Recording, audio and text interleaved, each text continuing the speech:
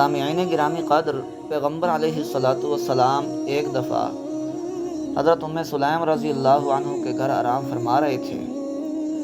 چمڑے کا بچھونا تھا۔ آپ صلی اللہ علیہ وسلم کے وجود مبارک سے پسینے کے چند قطرے بستر پر گرے تو حضرت سلیم رضی اللہ عنہا ان قطروں کو اٹھا کر شیشی میں ڈالنے لگی۔ آپ صلی اللہ علیہ وسلم بیدار ہو گئے تو ان سے پوچھا، یہ کیا کر رہی ہو؟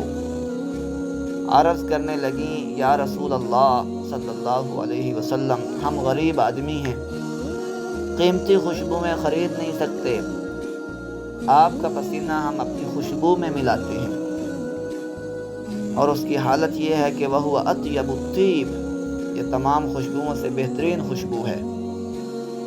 ہمارے بچے یہ خوشبو لگا کر جس مجلس میں بھی جاتے ہیں ساری خوشبوئیں مات پڑ جاتی ہیں۔